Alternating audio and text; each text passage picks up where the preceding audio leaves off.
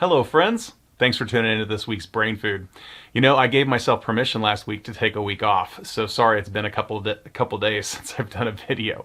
And a quick personal update before I get going on this week's Brain Food. I joined Orange Theory about a month and a half ago. Thank you, Mick Johnson, for the encouragement.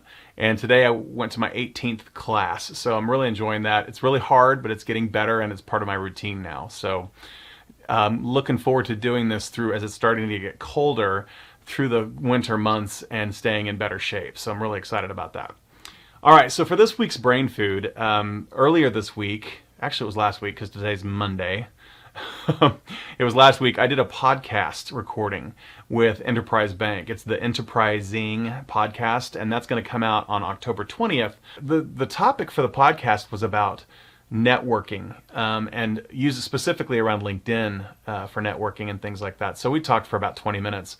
So the first question was, how do you actively manage your network? In other words, what activities bring you into contact with your connections? And my response would be, you guys all remember when we did coffees, lunches, chamber events, all that stuff, networking groups, and we were running all over the city with our hair on fire. You still have to do a lot of that. You still have to show up and hustle and put in the work. But there's a missed opportunity if you're not using your social media, LinkedIn specifically, to stay top of mind with all those people. So here's what I do in a given week. I try to go to a coffee or a lunch meeting with somebody I haven't met before at least once a week. I create a YouTube video at least once a week, unless I give myself permission to take a week off, like you're watching right now. And then I push that out to my social media channels. So it goes on my website, that the YouTube video is embedded in a blog post on my website, and then I push status updates to my LinkedIn that link back to that blog post. And that happens every week. The social pushes happen twice. There's a long story about why, but I'm trying to capture quite a few eyeballs because not everybody's in LinkedIn on a daily basis that might see my update. So I'm trying to catch them with 2 updates a week that point back to the same video that I've embedded. I also spend about 15 minutes a day on LinkedIn scrolling through the home feed, which I call the Real-Time Business Journal of Kansas City, because it's all of my connections and what they're doing around the city, liking things, commenting on things, sharing things, and it's always good to see what's going on with my connections. And I'm also active in 3 different peer advisory groups, and that's incredibly important for my networking history. The past 14 years of doing Blue Gurus, my peer advisory groups have helped me personally and professionally more than anything. It's just shocking and amazing.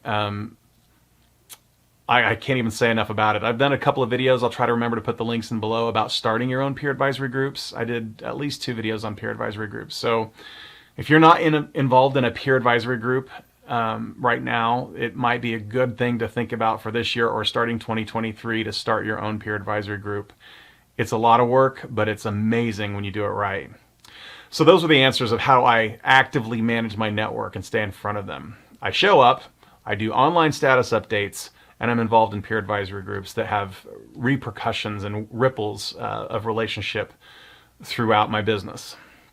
Okay, the next question was, what are some of the ways you make connections mutually beneficial? And I loved this question. And the parenthesis was, how do you give back and show mutual appreciation when you've met somebody for the first time? So again, I said, I think people are fascinating. So I am very engaged when I meet somebody for the first time. And I love to talk.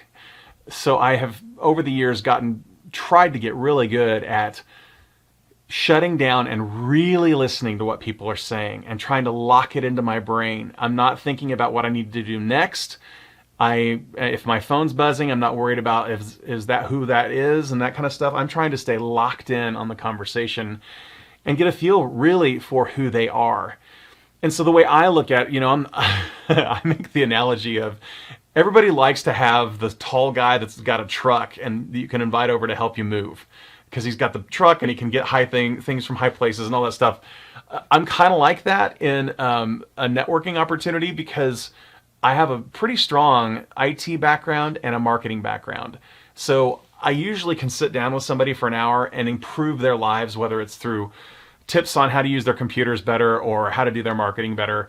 And I look at these opportunities, at least inside my head. I don't say it typically, but I'm looking at the opportunities to meet somebody as an hour of free consulting, where I'm trying to hear a problem that they struggle with and maybe speak into that and say, have you tried this? Or some suggestions that might help them do life better. So that immediately is one of the ways that I'm trying to make this a mutually beneficial meeting, is that people can walk away after meeting me of knowing who I am and what I'm about, but also maybe having learned something in the interaction. What advice would you share with someone who wants to grow or cultivate their professional network? So I'll just go through these 4 things that I wrote down. You've got to show up and put in the work. A lot of people want the throw a broad net, get lots of referrals, and it's all about the numbers and checks being written instead of the long play of relationship building, and then business happens. And I get that some people are on quotas and have that sense of urgency and just are okay operating that way. That is not my world at all. At all. So I made the note, you've got to show up and put in the work, but don't get so busy that you marginalize an interaction with someone. Don't show them that you're not completely locked in on the conversation by being distracted and talking to other people that are at the place at the coffee shop you're meeting at and all this stuff for too long and talking about yourself the whole time, those kinds of things. Not that any of the people watching this video would do any of that. I'm just saying, if there's any of those things that are like, I kind of have a problem with that sometimes, or, oh, I'm pushing too hard for the referral, whatever that is, that's the first thing that I made a note of. And then there's the online component, and many people are missing that boat still today in 2022. It's shocking to me. I've got tons of LinkedIn videos on my channel. If you haven't learned how to do a LinkedIn status update and are not doing that a couple times a week where you're actually writing your own content, I'm not talking a blog and a website. I'm just saying, hey, this was a cool article I found and here's why it matters and you should pay attention to it, link. You should be doing, I would recommend you guys are doing those updates at least a couple times a week. That's the online component of really networking and growing your network. So that was a couple notes that I had there. How has networking impacted your business? Well, networking is 100% of my business. All of my business has been word of mouth referrals from either my peer group members or people I've done business with in the past, current clients, vendors, that kind of thing.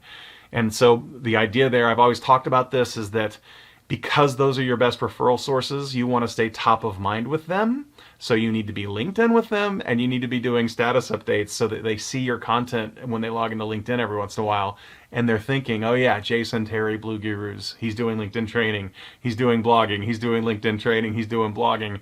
So that when they're in that opportunity at a golf course or some insurance sales event or something, and they hear, gosh, we do not know what we're doing with LinkedIn, they think, well, I know who they should be talking to. They should be talking to Jason Terry over at Blue Gurus. So that's how networking has affected my business. It's been all of my new business has been through the effective networking and storytelling that I do. And last thing, do I want to go into that? I'll go this last thing real quick. What's on your nightstand? I loved this question. And this is the last thing I'll talk about. So I answered with, well, I'm not going to talk about specifically what's on my nightstand, but I collect Lego. I am a scuba diver. Active scuba diver. At least once a year I go get on a plane and go scuba dive.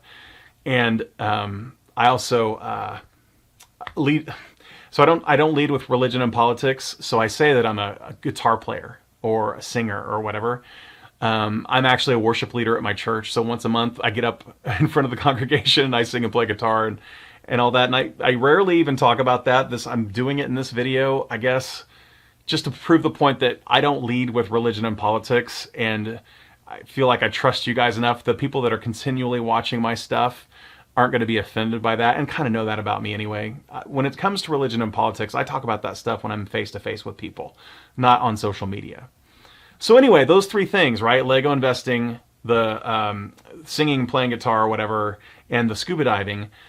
Whatever your answer to what is on your nightstand, you know, what you enjoy doing when you're just relaxing and you have personal time and whatever, those things should be in your professional headline on LinkedIn.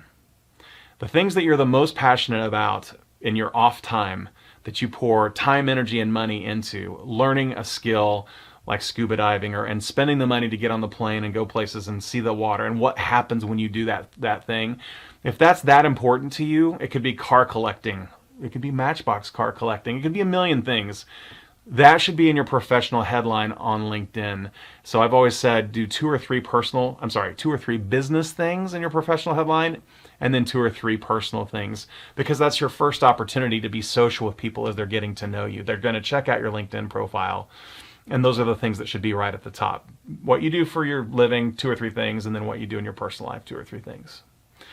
So that was this week's Brain Food. I kind of wanted to give you a preview of what the podcast, and October 20th, I'll put some kind of when I do my video that week, I'll put a link out to the Enterprise.ing podcast with the actual interview and all the things that we talked about. It was a fun conversation. So I hope you got at least one nugget out of this video this week. I'll see you next week.